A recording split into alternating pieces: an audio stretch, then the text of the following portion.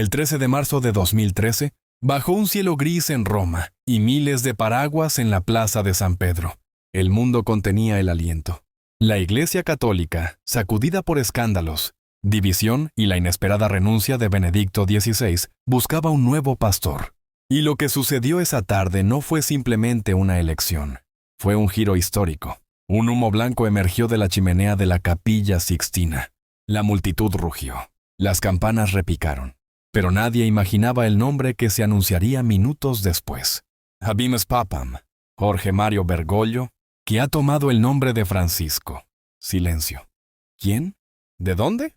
Francisco.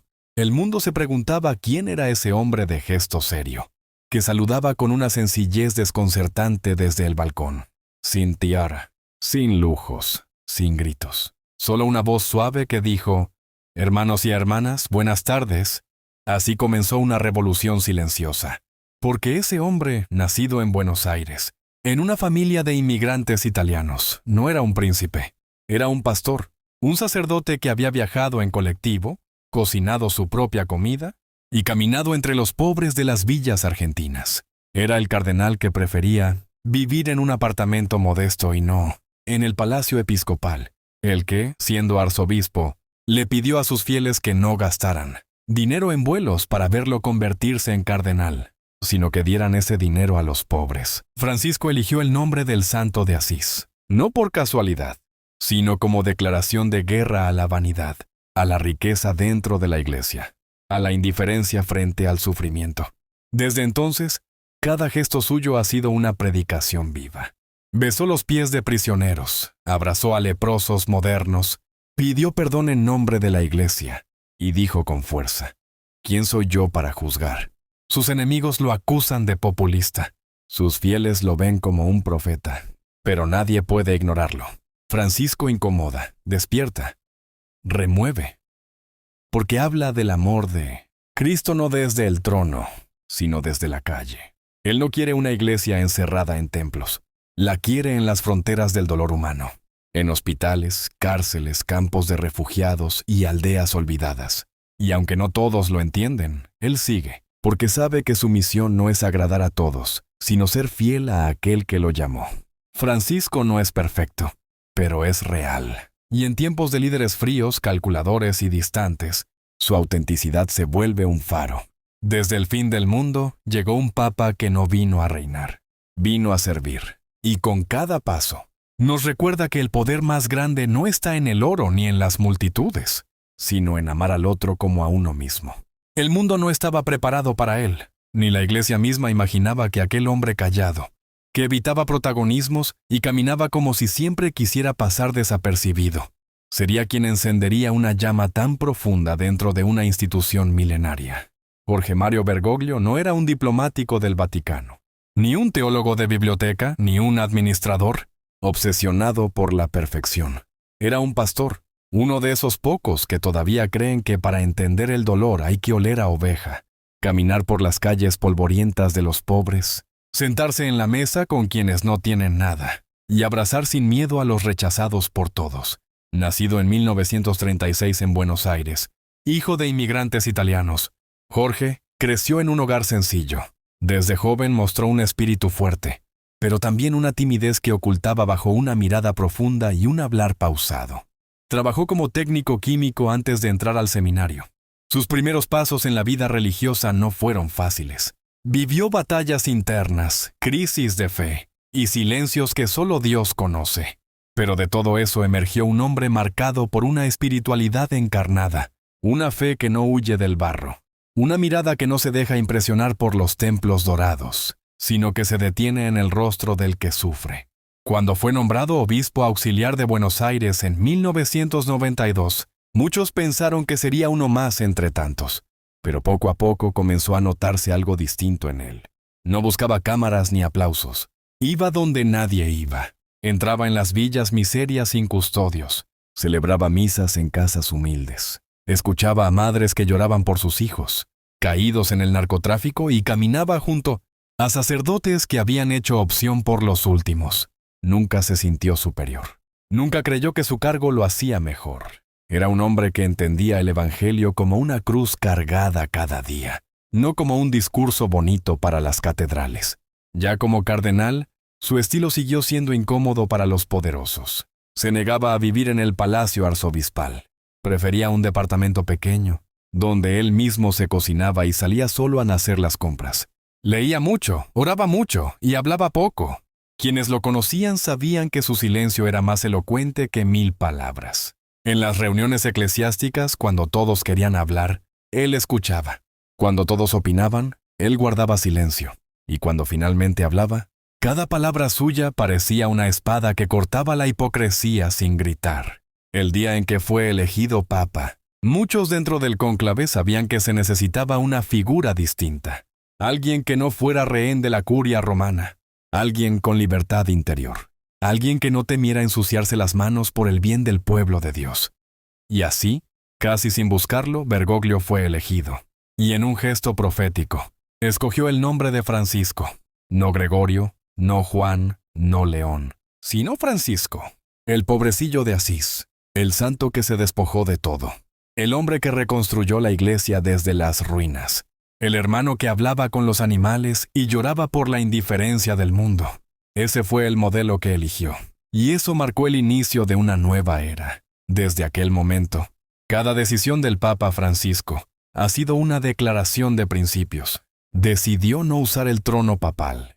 Rechazó el anillo de oro. Se negó a vivir en el palacio apostólico. Prefirió una residencia sencilla.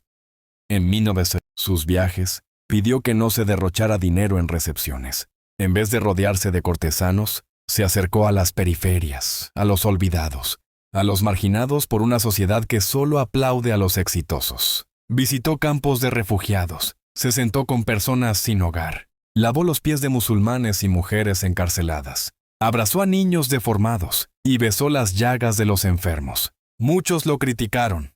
Algunos dentro de la iglesia lo acusaron de ser un revolucionario sin doctrina. Otros lo juzgaron por hablar demasiado de pobres y poco de dogmas. Pero Francisco nunca respondió con odio.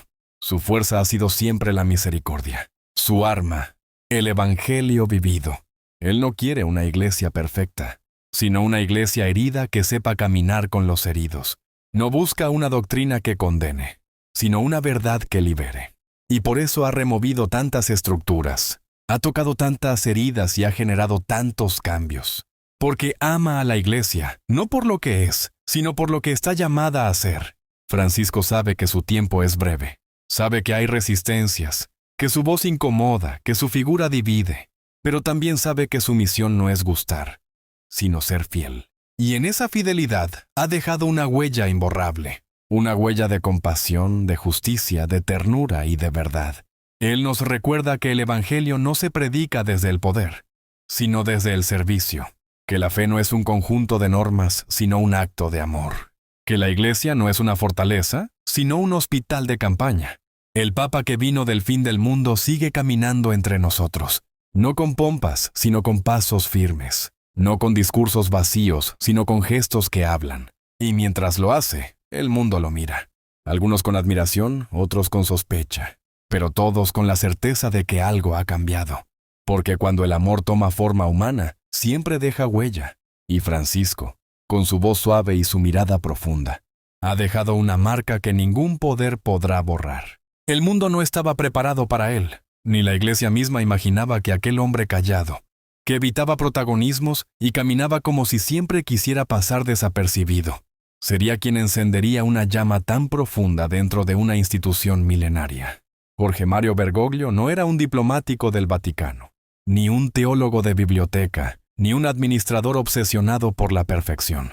Era un pastor, uno de esos pocos que todavía creen que para entender el dolor hay que oler a oveja, caminar por las calles polvorientas de los pobres, sentarse en la mesa con quienes no tienen nada, y abrazar sin miedo a los rechazados por todos. Nacido en 1936 en Buenos Aires, hijo de inmigrantes italianos, Jorge creció en un hogar sencillo. Desde joven mostró un espíritu fuerte, pero también una timidez que ocultaba bajo una mirada profunda y un hablar pausado. Trabajó como técnico químico antes de entrar al seminario. Sus primeros pasos en la vida religiosa no fueron fáciles. Vivió batallas internas, crisis de fe y silencios que solo Dios conoce. Pero de todo eso emergió un hombre marcado por una espiritualidad encarnada, una fe que no huye del barro, una mirada que no se deja impresionar por los templos dorados, sino que se detiene en el rostro del que sufre. Cuando fue nombrado obispo auxiliar de Buenos Aires en 1992, muchos pensaron que sería uno más entre tantos, pero poco a poco comenzó a notarse algo distinto en él. No buscaba cámaras ni aplausos. Iba donde nadie iba. Entraba en las villas miserias sin custodios. Celebraba misas en casas humildes. Escuchaba a madres que lloraban por sus hijos, caídos en el narcotráfico, y caminaba junto a sacerdotes que habían hecho opción por los últimos. Nunca se sintió superior. Nunca creyó que su cargo lo hacía mejor. Era un hombre que entendía el Evangelio como una cruz cargada cada día, no como un discurso bonito para las catedrales. Ya como cardenal, su estilo siguió siendo incómodo para los poderosos. Se negaba a vivir en el palacio arzobispal. Prefería un departamento pequeño, donde él mismo se cocinaba y salía solo a hacer las compras. Leía mucho, oraba mucho y hablaba poco.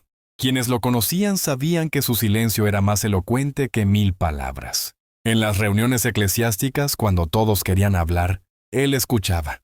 Cuando todos opinaban, él guardaba silencio. Y cuando finalmente hablaba, cada palabra suya parecía una espada que cortaba la hipocresía sin gritar. El día en que fue elegido papa, muchos dentro del cónclave sabían que se necesitaba una figura distinta. Alguien que no fuera rehén de la curia romana. Alguien con libertad interior. Alguien que no temiera ensuciarse las manos por el bien del pueblo de Dios. Y así, casi sin buscarlo, Bergoglio fue elegido. Y en un gesto profético, escogió el nombre de Francisco. No Gregorio, no Juan, no León, sino Francisco. El pobrecillo de Asís. El santo que se despojó de todo. El hombre que reconstruyó la iglesia desde las ruinas. El hermano que hablaba con los animales y lloraba por la indiferencia del mundo. Ese fue el modelo que eligió. Y eso marcó el inicio de una nueva era. Desde aquel momento, cada decisión del Papa Francisco ha sido una declaración de principios. Decidió no usar el trono papal. Rechazó el anillo de oro. Se negó a vivir en el palacio apostólico. Prefirió una residencia sencilla. En sus viajes, pidió que no se derrochara dinero en recepciones. En vez de rodearse de cortesanos, se acercó a las periferias, a los olvidados, a los marginados por una sociedad que solo aplaude a los exitosos. Visitó campos de refugiados, se sentó con personas sin hogar, lavó los pies de musulmanes y mujeres encarceladas, abrazó a niños deformados y besó las llagas de los enfermos. Muchos lo criticaron. Algunos dentro de la iglesia lo acusaron de ser un revolucionario sin doctrina. Otros lo juzgaron por hablar demasiado de pobres y poco de dogmas. Pero Francisco nunca respondió con odio. Su fuerza ha sido siempre la misericordia. Su arma, el evangelio vivido. Él no quiere una iglesia perfecta, sino una iglesia herida que sepa caminar con los heridos. No busca una doctrina que condene, sino una verdad que libere. Y por eso ha removido tantas estructuras, ha tocado tantas heridas y ha generado tantos cambios. Porque ama a la iglesia, no por lo que es, sino por lo que está llamada a ser. Francisco sabe que su tiempo es breve. Sabe que hay resistencias, que su voz incomoda, que su figura divide. Pero también sabe que su misión no es gustar, sino ser fiel. Y en esa fidelidad ha dejado una huella imborrable. Una huella de compasión, de justicia, de ternura y de verdad. Él nos recuerda que el evangelio no se predica desde el poder, sino desde el servicio. Que la fe no es un conjunto de normas, sino un acto de amor. Que la iglesia no es una fortaleza, sino un hospital de campaña. El Papa que vino del fin del mundo sigue caminando entre nosotros, no con pompas, sino con pasos firmes, no con discursos vacíos, sino con gestos que hablan. Y mientras lo hace, el mundo lo mira. Algunos con admiración, otros con sospecha, pero todos con la certeza de que algo ha cambiado.